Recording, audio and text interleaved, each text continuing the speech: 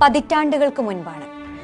അന്ന് ഇന്ത്യൻ പ്രധാനമന്ത്രിയായിരുന്ന ജവഹർലാൽ നെഹ്റു ഒരു സൈനിക ക്യാമ്പ് സന്ദർശിക്കുന്ന വേളയിൽ ക്യാമ്പിന്റെ ഭാഗമായ മിലിറ്ററി ആശുപത്രിയിൽ ചികിത്സയിൽ കഴിയുന്ന പട്ടാളക്കാരെ കൂടി കാണാനും അവരെ അഭിവാദ്യം ചെയ്യാനും തീരുമാനിച്ചു. പ്രധാനമന്ത്രിയോട് ആരും സംസാരിക്കരുതെന്ന നിർദ്ദേശം സൈനികർക്കുണ്ടായിരുന്നു.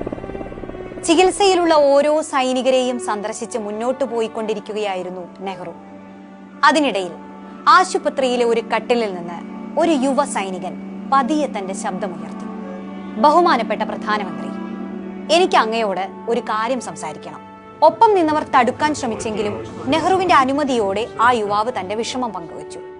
അസുഖബാധിതനായ എന്റെ കാലുകൾ മുറിച്ചു മാറ്റാൻ സൈനിക മേധാവികൾ ഏകപക്ഷീയമായി തീരുമാനിച്ചിരിക്കുകയാണ്. ഈ തീരുമാനത്തിന് എന്റെയോ എന്റെ കുടുംബത്തിന്റെയോ അനുമതിയില്ല. ഈ ശസ്ത്രക്രിയയിൽ നിന്ന് എന്നെ ഒഴിവാക്കി തരണം. അതുമൂലമുണ്ടാകുന്ന ഏത് അപകടത്തിനും ഞാൻ മാത്രമായിരിക്കും ഉത്തരവാദി. ഏറെ ധൈര്യത്തോടെയും ആത്മാഭിമാനത്തോടെയും സംസാരിച്ച ആ ചെറുപ്പക്കാരനെ സാഗൂതം നോക്കിക്കൊണ്ട് ജവഹർലാൽ നെഹ്റു കടന്നുപോയി. അക്കാലത്ത് സൈനികരുടെ ചികിത്സയുമായി ബന്ധപ്പെട്ട കാര്യങ്ങൾ സൈനിക മേധാവികൾ തന്നെ തീരുമാനിക്കുന്ന വ്യവസ്ഥയായിരുന്നു നിലനിന്നത്. തിരിച്ചെത്തിയ ശേഷം നെഹ്റു ഒരു ഉത്തരവ് പുറപ്പെടുവിപ്പിച്ചു.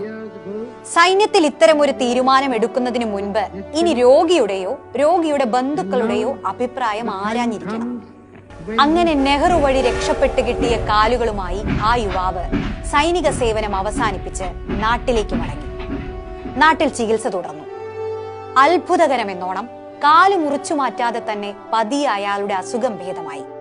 ഒരിക്കൽ മുറിച്ചു മാറ്റാൻ ആവശ്യപ്പെട്ട കാലുകളുമായി അഭൂതപൂർവമായ ചുവടുകളോടെ അയാൾ ഒരു യുഗം തന്നെ നടന്നു തീർത്തു.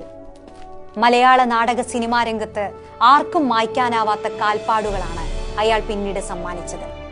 പാലപ്പുറത്ത് വീട്ടിൽ സുരേന്ദ്രനാഥ തിലകൻ എന്ന ആ യുവാവ് പിൽക്കാലത്ത് ഇന്ത്യൻ സിനിമയിലെ തന്നെ തലയെടുപ്പുള്ള നടന്മാരിൽ ഒരാളായി മാറി. മലയാളത്തിന്റെ അഭിനയ സംസ്കൃതിക്ക് കാലാതീതമായ കാൽപ്പാടുകൾ സമ്മാനിച്ച നടന കലയുടെ പെരുന്തച്ഛൻ സാക്ഷാൽ തിലകൻ.